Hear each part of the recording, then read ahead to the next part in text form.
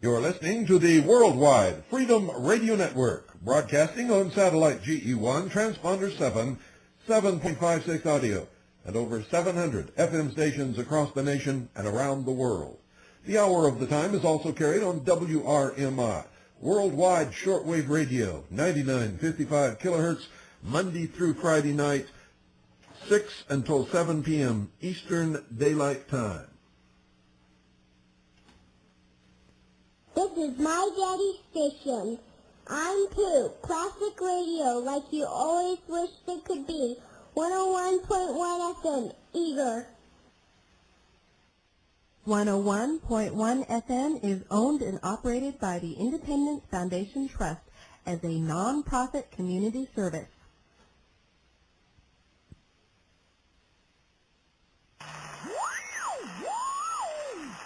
Having a hard time finding your favorite show on shortwave or satellite?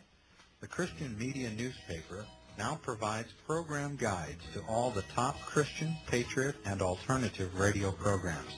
4 times a year they print an updated shortwave and satellite program guide. Christian Media is $20 per year and includes news and interviews on Christian books, video, music, and broadcasting. Subscribe now and receive a free Christian music compact disc with your paid order. To subscribe to Christian Media or receive more information, call 520-333-4578. Once again, to subscribe to Christian Media or receive more information, call 520-333-4578. That's 520-333-4578. Call now.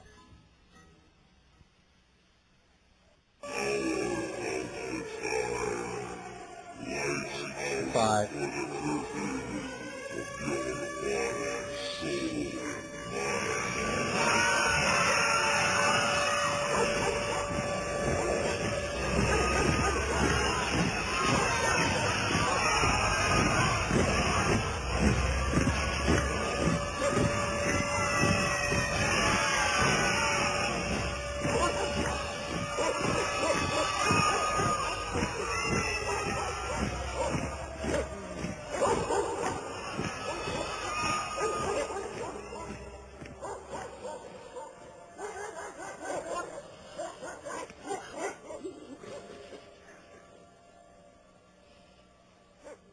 You're listening to the Hour of the Time.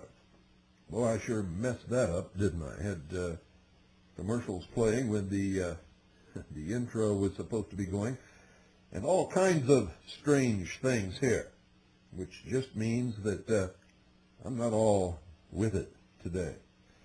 So, please excuse my goose.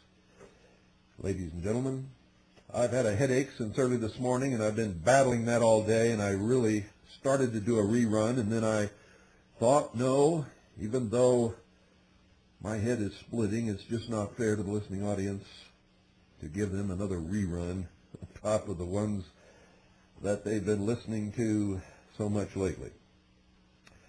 And I told you Friday that we would continue with our expose of the hidden enemy in our midst. And so, that's exactly what we're going to do, ladies and gentlemen. Don't go away. I will be right back. Follow the yellow brick road. Follow the yellow brick road. Follow the yellow brick road. Follow the yellow brick road. Follow the yellow brick road. Follow the yellow brick road. Follow the yellow brick road. Follow, follow, follow, follow, follow the yellow brick road.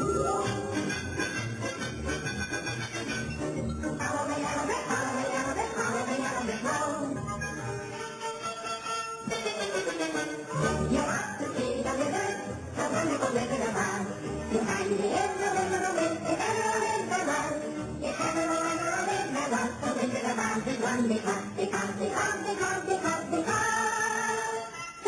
wonderful things he has. You want to see the river, the wonderful Wizard of Oz.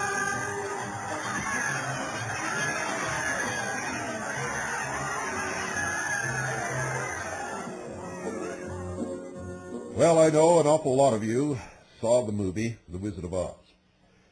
And I know that very few of you, if any, understood any of what it was that you were watching. And you didn't make the connections with the metaphors that were presented in that motion picture. Who was the wizard? Who was Dorothy? What did the Tin Man represent? The Scarecrow. And of course, the Cowardly Lion. What was that movie really all about?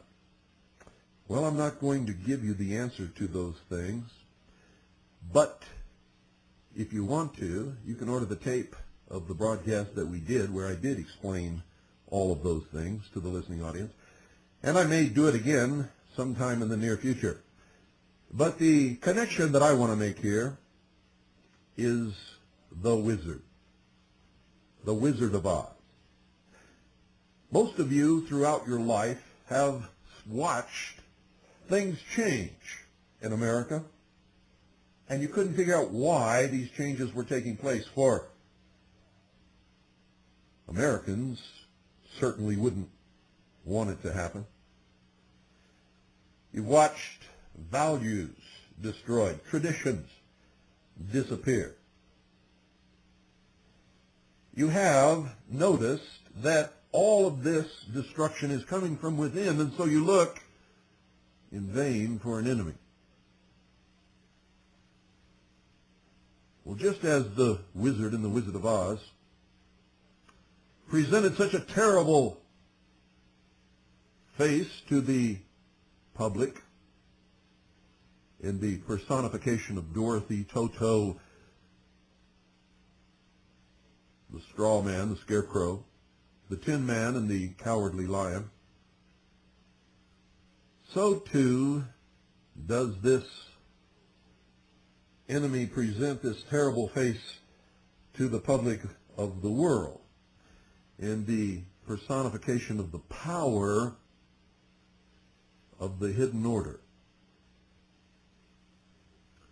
And just as in the movie The Wizard of Oz, when Toto ran over and barked at the curtain and Dorothy told him to get away from there, well, he had the courage that none of the others had. He pulled the curtain aside, and just as in the movie The Wizard of Oz, this terrible, omnipotent magician, for that's really what he was. Magic is the art of illusion, ladies and gentlemen. The art of deception, if you will. Just as in The Wizard of Oz, this omnipotent, terrible magician turned out to be a blustering, harmless old man hiding behind a curtain, twisting knobs and pushing buttons and causing great jets of gas to erupt in flame on the throne in the audience room. So too, when you peer behind the veil that hides those known as the Illuminati, they turn out to be the same type of characters. And if you were able to identify them, ladies and gentlemen, round them all up overnight, you could end all this madness instantly. For they truly are, for the most part, doddering old men and women, and not so old men and women who, in their everyday normal lives, you would perceive to be as harmless as a caterpillar in your garden. And that metaphor applies also, for that harmless little caterpillar, while you're busy sleeping, is eating away your garden at night. However, he couldn't hurt you if he wanted to, could he? That's the perception. The perception is wrong because a whole bunch of those harmless little caterpillars can destroy your garden and deprive you of the food that you need. In fact, if they were to be able to proliferate freely, across the agricultural farmland, they could indeed destroy an entire nation. So don't dismiss these broadcasts and these revelations lightly, for just as those harmless little caterpillars that you can hold on your finger and couldn't hurt even a fly can destroy your entire garden in one night's work, or maybe even a couple of nights' work, so too can your grandmother, grandfather, uncles and aunts, fathers, mothers, brothers and sisters, cousins and neighbors destroy this nation behind your back, while you're looking around in vain for something to identify as an enemy. They are busy at work in your own backyard, in your own kitchens, your own homes, living rooms, clubs, places of work, recreational facilities. And yes, they have an agenda. And yes, just like that caterpillar, if you're not careful, they will destroy your garden.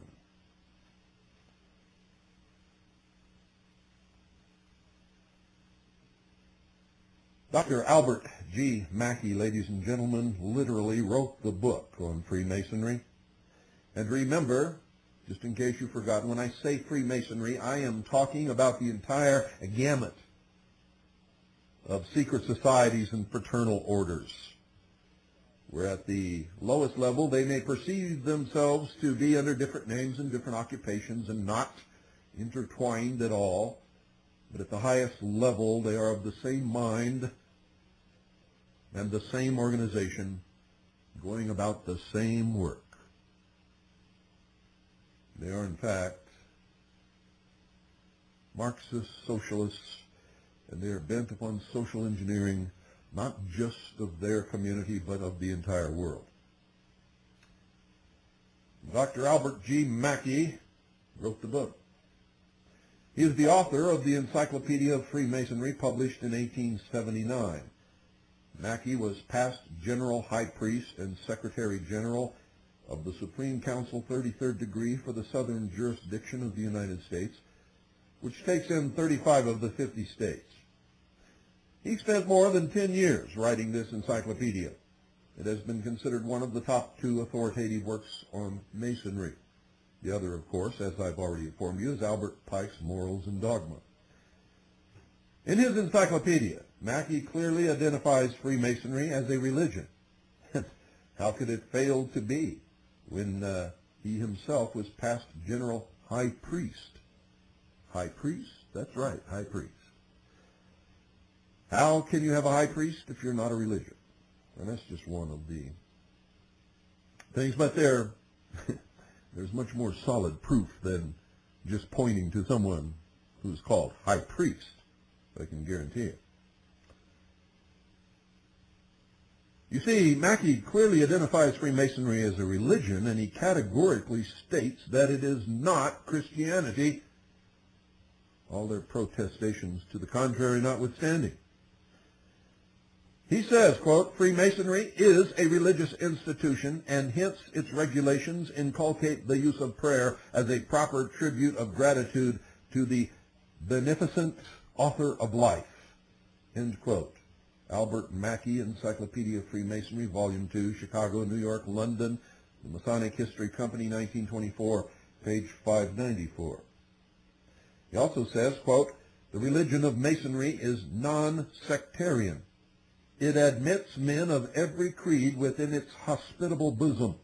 It is not Judaism, though there is nothing to offend the Jew. It is not Christianity, but there is nothing in it repugnant to the faith of a Christian, end quote. Mackey, Encyclopedia of Freemasonry, Chicago, New York, London, The Masonic History Company, 1924, Volume 2, page 641. And he says this, quote, Freemasonry is not Christianity, nor a substitute for it. It does not meddle with sectarian creeds or doctrines, but teaches fundamental religious truth, end quote. Mackey, Encyclopedia of Freemasonry, Volume 2, Chicago, New York, London, The Masonic History Company, 1924, page 162. Is Freemasonry a religion, ladies and gentlemen? Albert Mackey says yes. Is it Christian? Albert Mackey says no. Therefore, if Masonry is a religion, and it is not the religion of Christianity, Masonry is not a Christian religion, cannot be. And of course, we learned that from the writings of Pike, where he says that their religion is the Luciferian philosophy. So every Christian Freemason who claims it is Christianity is just flat lying to you, or is completely deceived.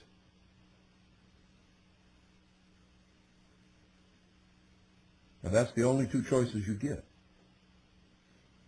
Indeed, according to Billy Graham and two former presidents of the Southern Baptist Convention, up to 90% of our church members are not born again.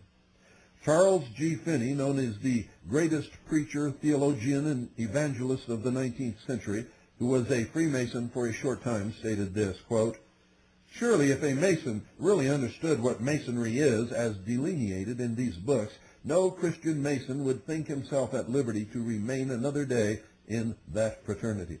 It is as plain as possible that a man, knowing what it is and embracing it in his heart, cannot be a Christian man. To say he can be is to belie the very nature of Christianity," end quote. Charles G. Finney, The Antichrist of the Masonic Society, Ontario, Canada, Crown Publications, 1984, page 60. So let's pause for a moment to get a better understanding of the fact that there have been and are only two basic religions. These two are, first, paganism, which incorporates the mystery religions, Eastern religions, Freemasonry, the New Age movement, etc. Second, Judaism, which is the mother of both Christianity and Islam. In his Encyclopedia of Freemasonry, Albert Mackey gives us a better understanding of this concept. He writes under the heading, "Paganism," quote, "a general appellation for the religious worship of the whole human race, except for that portion which has embraced Christianity, Judaism, or Mohammedanism. Its interest to the Masonic student arises from the fact that its principal development was the ancient mythology, in whose traditions are to be found many interesting analogies with the Masonic system," end quote. And he's right on the money when he says that. The understanding, ladies and gentlemen, that all religions other than Christianity, Judaism, and Islam have their common source in Lucifer's pagan occult mystery religions should help us place Freemasonry in its proper category. And that category is definitely not in the Judeo-Christian camp at all. You see, these pagan religions and the New Age movement share the same Luciferic philosophic source as well as the same goal, establishment of a New Age world religion on the ashes of all other religions existing in the world. Freemasonry, according to its most distinguished authority, was mother to all these pagan religions. And I quote, "Much of the Masonic secret manifests itself particularly to those who advance to the highest degrees of the ancient and accepted Scottish rite. That rite raises a corner of the veil, even in the degree of apprentice, for it there declares that Masonry is a worship. It is the universal, eternal, immutable religion such as God planted in the heart of universal humanity. No creed has ever been long-lived that was not built on this foundation. The ministers of this religion are all Freemasons who comprehend it and are devoted to it." End quote. Albert Pike, Morals and Dogma, pages 218 and 219. As you read Pike's comments, and you will, it's easy to get your hands on a copy of Morals and Dogma. It might require a little search, but you can find one. And as you read Pike's comments, keep in mind that they were prepared for the southern jurisdiction of the United States and published by its authority. In other words, it is the official doctrine of Freemasonry, not what some local lodge officials might claim or what the current 33rd degree council might try to lie about. Yes, boy, these people can lie. Remember, they're sworn never to tell you the truth about their organization upon the pain of death. Not just sworn once, but sworn for every single degree that they obtain.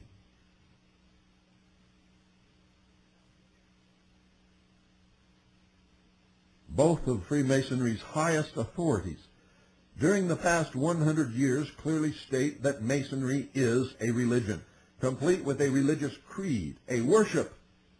But just what kind of religion is Freemasonry? Like Mackey, Pike says the religion of Masonry is not Christianity, but is a universal religion, which makes a Mason the brother of every other Mason on earth, bound together with these brothers from other religions under an imperative obligation of a contract. And I quote again, Masonry propagates no creed except its own most simple and sublime one, that universal religion taught by nature and by reason. Its lodges are neither Jewish, Muslim, nor Christian temples.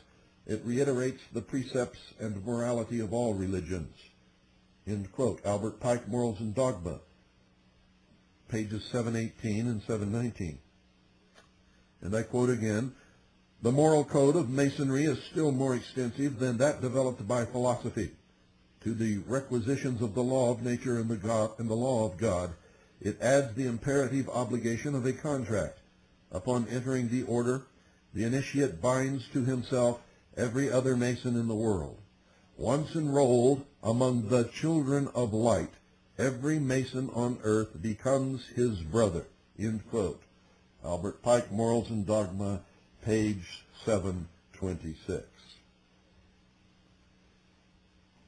Well then, how can a Christian or a member of any other religion belong to such an organization?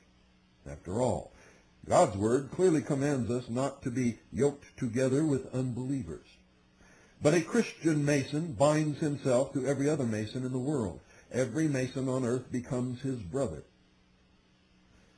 As Finney said, any Christian who truly understands what Freemasonry really is could not stay another day in such a pagan cult.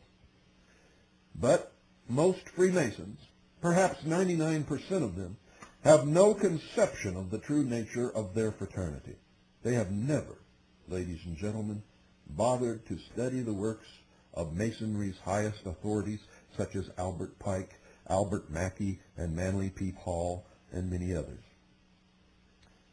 These reveal that the organization is made up of an outer fraternity whose members are deliberately misled about Masonry symbols and dogmas, and by an occult inner brotherhood of adepts versed in magic, witchcraft, and the mystery religions of the ancient world. It is an admission, and I'm going to give it to you. I'm going to quote them so that you will know that I am not deceiving you. On the contrary, these people deceive you every day. Most Freemasons are not only unaware of the true nature of their fraternity, but they have no idea they are being deliberately deceived by the craft, as admitted by Albert Pike. Quote, the blue degrees are but the outer court or portico of the temple. Part of the symbols are displayed there to the initiate, but he is intentionally misled by false interpretations. It is not intended that he shall understand them. It is not intended that he shall understand them. Their true explication is reserved for the adepts, the princes of Masonry. It is well enough for the mass of those called Masons to imagine that all is contained in the blue degrees, and whoso attempts to undeceive them will labor in vain. There must always be commonplace interpretations for the mass of initiates of the symbols that are eloquent to the adepts. End quote. Albert Pike, Morals and Dogma, pages 818 and 819. But you see, Pike is not the only Masonic authority to disclose this sleight of hand. Remember, I told you that these are magicians. They practice magic. Magic is the art of illusion, the art, if you will, of deception. And who is the great deceiver?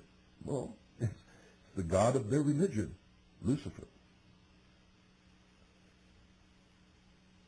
Illustrious Manly P. Hall, who was eulogized by the Scottish Rite Journal as the fraternity's greatest philosopher, stated in his book, Lectures on Ancient Philosophy, and I quote, "Freemasonry is a fraternity within a fraternity, an outer organization concealing an inner brotherhood of the elect. Two separate yet interdependent orders, the one visible and the other invisible. The invisible society is a secret and most august fraternity whose members are dedicated to the service of a mysterious arcanum arcanorum, that truly secret inner society which is to the body Freemasonic what the heart is to the human body," end quote, Manly P. Hall. Lectures on Ancient Philosophy, page 397.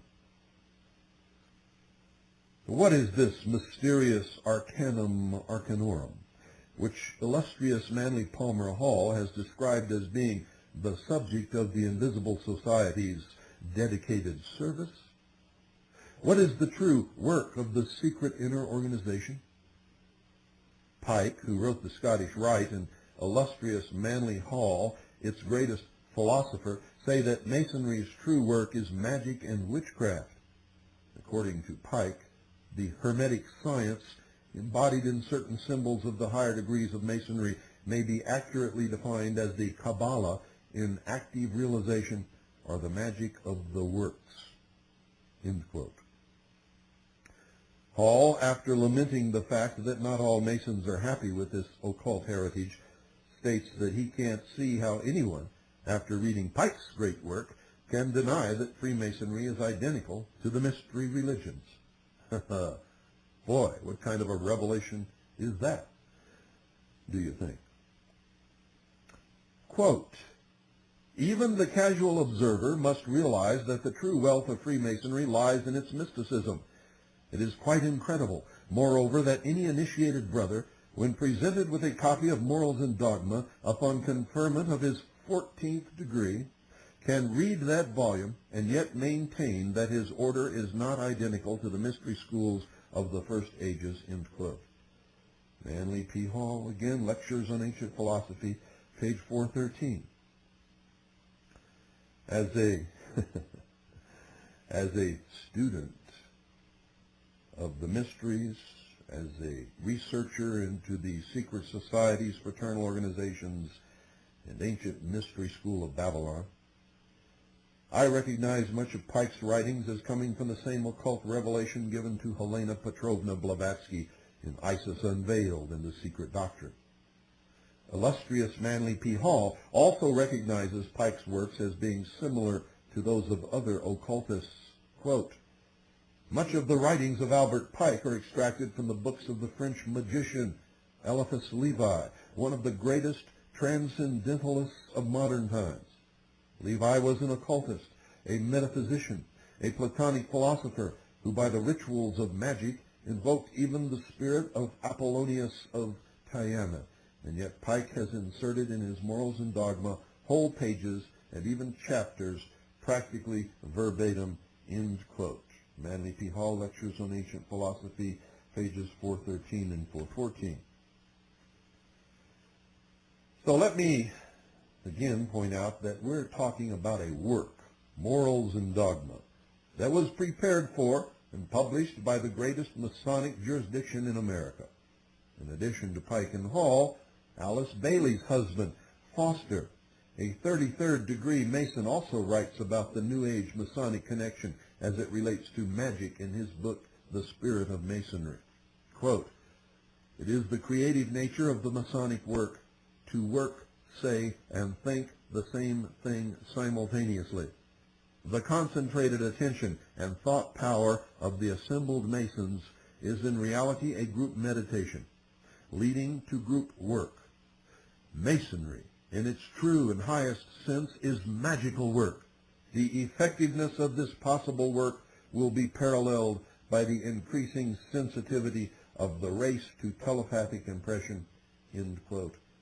Foster Bailey, The Spirit of Masonry, pages 96 through 98. And he also says in the same book, on page 99, quote, behind the magical work of the rituals must be the influence of the established rhythm. The materializing upon earth of the mystical vision must be brought about by the wise working of this law of rhythm and of ritual, end quote. But it gets worse, folks. Pike, for instance, said that Christianity should not have hated magic. I believe that everybody should hate magic unless it's being presented as a form of entertainment and is not meant to delude or deceive or harm anyone. Pike has said Masonry at its core is based on the magic of the Kabbalah. But Pike says that it was necessary for this knowledge to be concealed from, quote, the profane, end quote. That's you and I, folks. But it's not really I, because I have penetrated their veil, and I understand their symbolic, esoteric language. I know what they're about. I know what their plan is. I know who they are. I have discovered it. But if profane is not obtaining the degrees to legitimately obtain the knowledge, then, of course, I, like you, am profane. He states that he seems to have been the nurse or godmother of all religions, the secret lever of all the intellectual forces. And this is what he says, quote, this is what magic had been from Zoroaster to Manes, from Orpheus to Apollonius, Theanius, when positive Christianity, triumphing over the splendid dreams and gigantic aspirations of the school of Alexandria, publicly crushed this philosophy with its anathemas and compelled it to become more occult and more mysterious than ever. At the bottom of magic, nevertheless, was science. Christianity should not have hated magic, but human ignorance always fears the unknown, end quote. You see, he's trying to say that Christianity and the destruction of the mystery religions destroyed science. Magic, ladies and gentlemen, is not science. This is another one of their deceptions. Science is not magic. Magic is not science. Never has been, never can be, never will be. But since Christianity did abhor magic, the magicians resorted to inventing Masonic degrees to hide the secrets of their craft and the methods of their magic.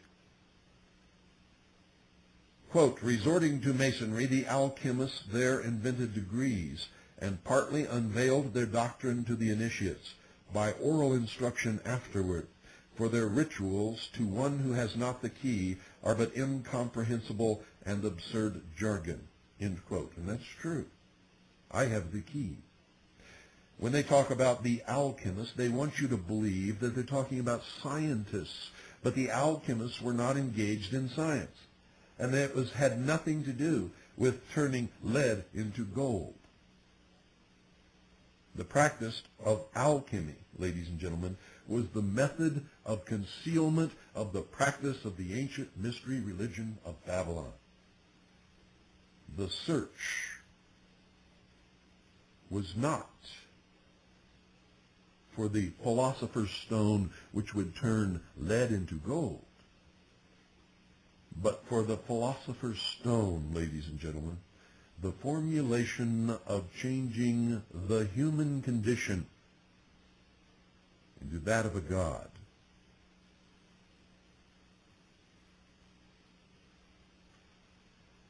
And all of their formulas were allegories and metaphors for the process of initiation and the perfection of the soul, for the apotheosis of mankind. Isn't it amazing?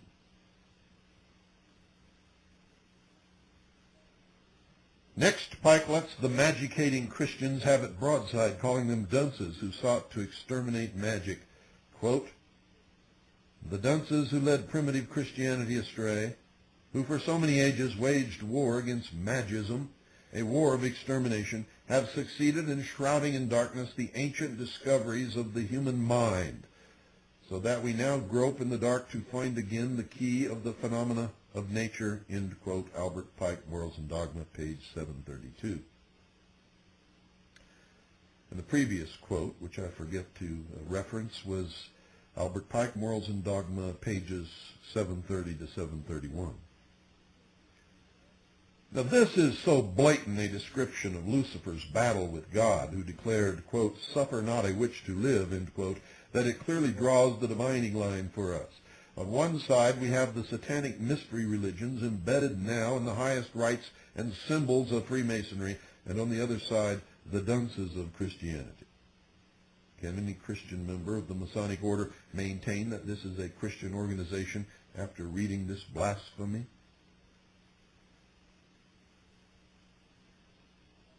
Among other things, Pike has just described Masonry as searching for the key of the phenomena of nature.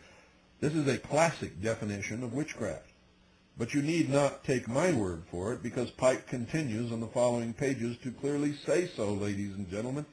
It's not hidden at all, but it requires some work to dig it out. The reason most people don't ever find it is because most people do not like work. In fact, most people spend most of their life trying to get out of work, and in so doing, usually end up working more than they would have if they had just done the work. So I have no aversion to work, ladies and gentlemen. I'll do it for you. You just listen. And then, if you're smart, you will go check my references because, hey, I might be lying to you. I'm not. But unless you check these references and the citations and the sources that I give you, you're never going to know it, are you? Here's his confession, quote, "There is in nature one most potent force by means whereof a single man, who could possess himself of it and should know how to direct it, could revolutionize and change the face of the world. This force was known to the ancients. It is a universal agent. If science can but learn to control it, it will be possible to change the order of the seasons, to produce in night the phenomena of day, to send a thought in an instant around the world, to heal or slay at a distance, to give our words, universal success, and make them reverberate everywhere. This agent, partially revealed by the blind guesses of the disciple of Mesmer, is precisely what the adepts of the Middle Ages called the elementary matter of the great work. It was adored in the secret rites of the Sabbat or the temple under the hieroglyphic figure of Baphomet, or the hermaphroditic goat of Mendes," end quote. Albert Pike, Morals and Dogma, page 734. The truth is, Pike has been deceived by his own lies. There is no such thing, ladies and gentlemen, as magic other than the practice of deception. You see? Now, through science, some of these things have been accomplished, but not through the mysterious, magical control of nature, but by the use of definite scientific principles based upon laws of nature that can be repeatedly proven in a laboratory. It's all based on theory. And from time to time, even though the theories work, they're proven wrong over the years, and a new theory takes their place. Watch for the fall of a lot of Einstein's declarations.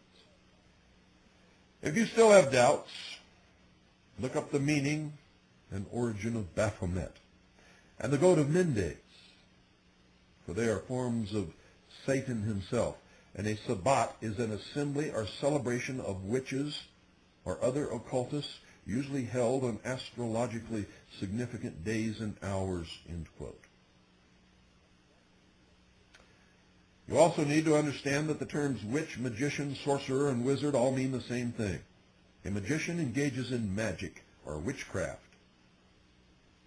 the art of illusion, or the practice of deception. The terms are synonymous. And who is their God? Who is the master of deception described in the Bible? Still not convinced? Well, read some more of what Pike has to say about the great work, the universal term for magic. Quote, "Whoever shall learn to comprehend and execute this great work will know great things, say the sages of the work. But whenever you depart from the center of the square and the compass, you will no longer be able to work with success. Another jewel is necessary for you, and in certain undertakings cannot be dispensed with. It is what is termed the Kabbalistic pantacle. This carries with it the power of commanding the spirits of the elements," end quote. Albert Pike, Morals and Dogma, 786 to page 787. But many Freemasons, folks, will tell you that all this talk about commanding spirits and the like is just symbolic. However, Pike cautions against reading Masonic works too quickly, or believing what you may have been told that what you read is only symbolic. For he says, that's when you are most deceived. He says, and I quote, "If you would understand the true secrets of alchemy, you must study the works of the masters with patience and assiduity. Every word is often an enigma, and to him who reads in haste, the whole may seem absurd." And indeed it does, if you don't have the key to their esoteric language. Even when they seem to teach that the great work is purification of the soul, and so to deal only with morals, they must conceal their meaning and deceive all but the initiates, end quote. Albert Pike, Morals and Dogma, page 792. And that is correct. For it is not just the perfection of the soul, ladies and gentlemen, that they seek. It is the elevation, the perfection of the human race, and the elevation of humanity to the status of God. They believe that through the use of the intellect, they can conquer nature and the universe and thus become God. But not through any hocus pocus and waving of wands, but through science. Masons also contend that Masonry is just an organization which makes good men better, that it's all aimed at symbolically building a temple for the inward dwelling of God. But if this is your belief, read again the previous statement by Pike and discern, finally, that you are a victim of deliberate deceit. For that's not what they're about at all. They do not believe in God of any kind, ladies and gentlemen. Today, the 33rd Degree Council has even denied that Masonry is related in any way with the occult mysteries. Such a denial is absolutely preposterous on its face, as most of the ritual and ceremony engaged in the lodge are the exact same ritual and ceremony practiced in the lodges, the temples of Mithra,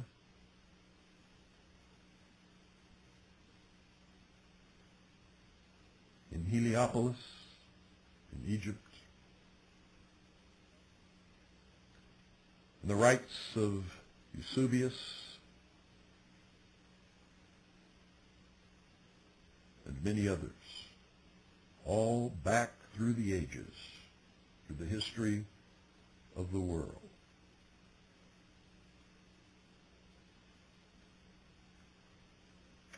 I could while away the hours, conferring with the flowers, consulting with the rain. In my head I'd be scratching while my thoughts were busy hatching if I only had a brain. I'd unravel every riddle for any individual in trouble or in pain. With the thoughts you'd be thinking you could be you're not for Lincoln if you only had a brain. Oh, I will tell you why. The ocean's near the shore. I could think of things I never thought before. And then I'd sit and think some more. I would not be just a numbin', my head all full of stuffin', my heart all full of pain. I would dance and be merry, life would be a king a dairy if I only had a brain. Wonderful. Why? Oh, yes, it is wonderful. I love to do those things. Think about what you just heard.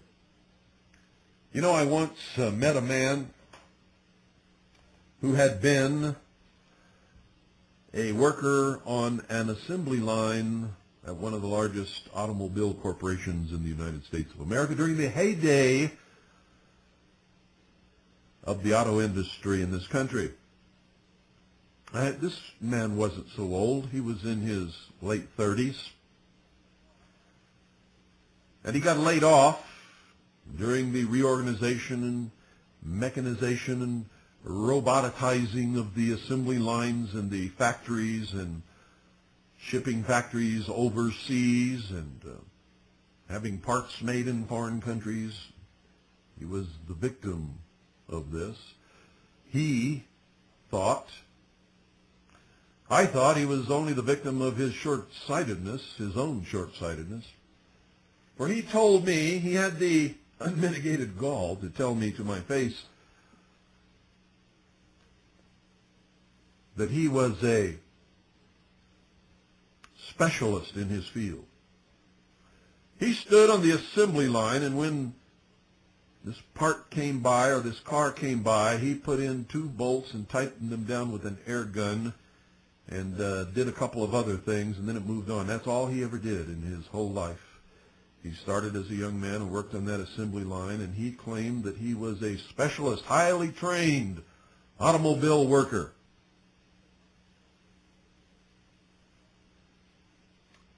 And I thought, how silly. This man has the same brain as the President of the United States, or the CEOs of the largest and richest corporations in the world, the same brain that occupies the cranium of the Queen of England, the same brain that is in the head of the greatest artists in the world and the greatest writers. And yet he really believed that all he was good for was standing on this assembly line, putting in 2 bolts, tightening them down with an air wrench, and doing a couple of other little things that any monkey could be trained to do. And he had been paid $16 an hour to do this, ladies and gentlemen. Now he found himself out of work, and he told me, this is what he said. He said, I am too old to train for another line of work. My thought, which I did not say to him, was, dear sir, you have never trained for a line of work in your life. Someone has taught you, and you have bought the lie that you are worthless, and that your brain doesn't work, and that you are incapable of original thought, or learning, or progression, or bettering yourself, or taking advantage of opportunities, or becoming the greatest of whatever it is that you would like to be the greatest of in the world, because you can do it. If you just believe that you can. And so many of you fall into that category. You haven't got the slightest notion that you are capable of as much or more than any other human being on the face of this earth, no matter their status, no matter the family that they were born into, no matter the degree of their wealth, no matter their position in society or industry or in government. It is the truth. You see, you have been the victim of magic.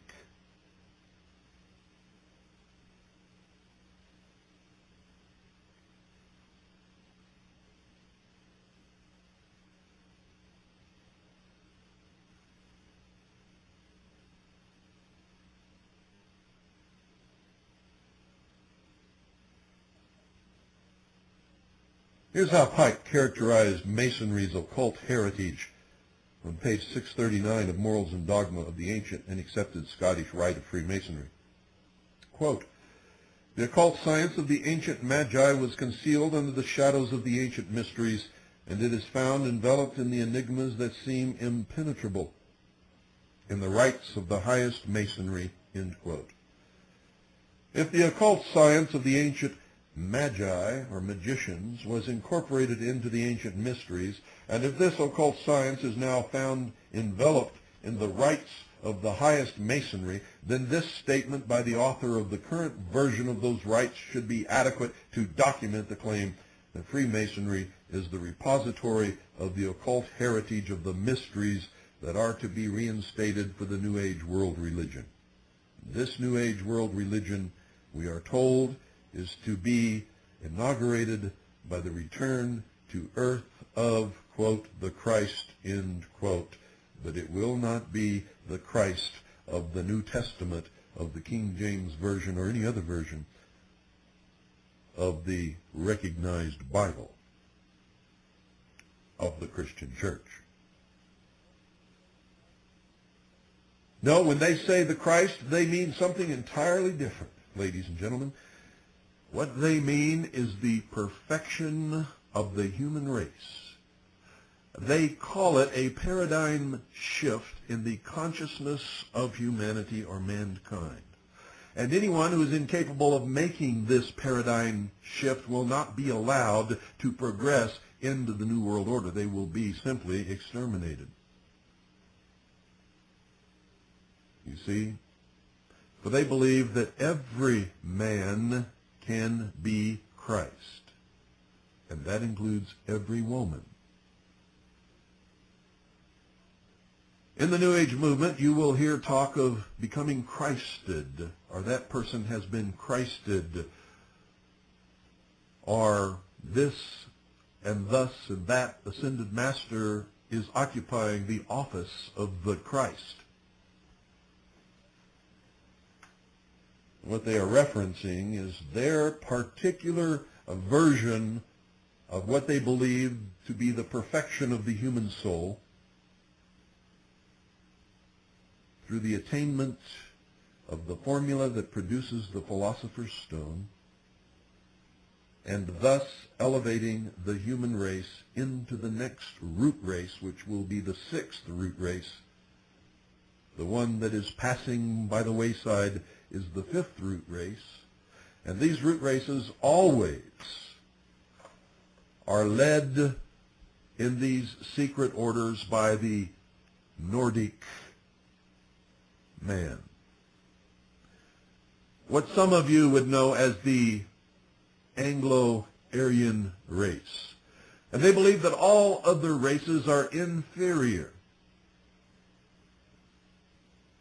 and are, for the most part, useless eaters, and that their job is to help these inferior races in the progress of their evolution,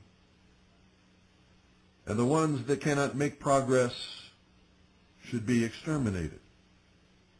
And it is just amazing to me that so many blacks, Hispanics, Orientals, Native Americans, and others outside of this Anglo-Aryan adept brotherhood have fallen for their deception and really believe that they are going to be the beneficiaries of this New World Order.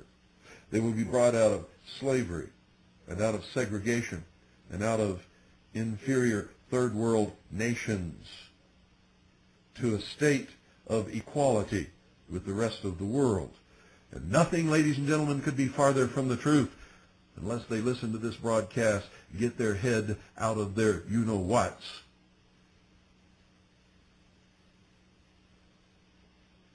and stop falling for these deceptions.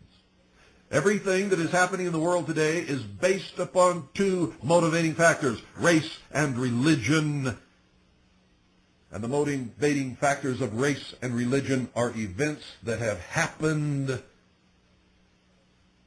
sometimes hundreds and thousands of years ago in the past.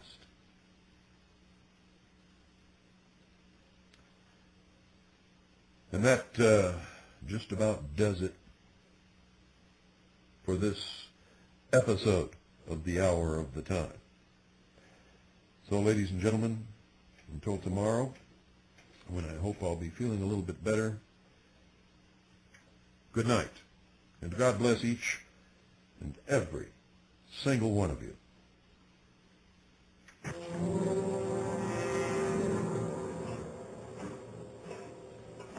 Listen carefully. Why have you come back? Please, sir, we've done what you told us.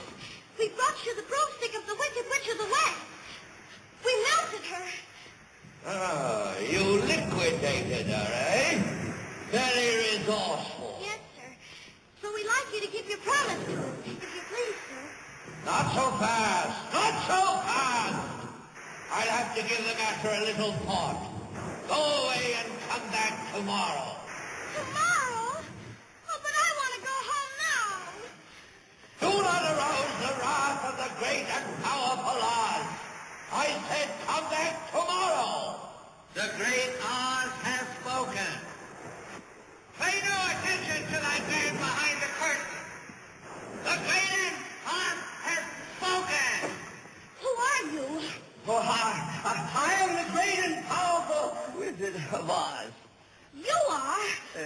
I don't believe you. No, I'm afraid it's true. There's no other wizard except me. You're a very bad man. Oh, no, my dear. I'm a very good man. I'm just a very bad wizard. Well, What about the heart that you promised Tin Man? And the courage that you promised Cowardly Lion? I'm Scarecrow Brain. Why, anybody can have a brain.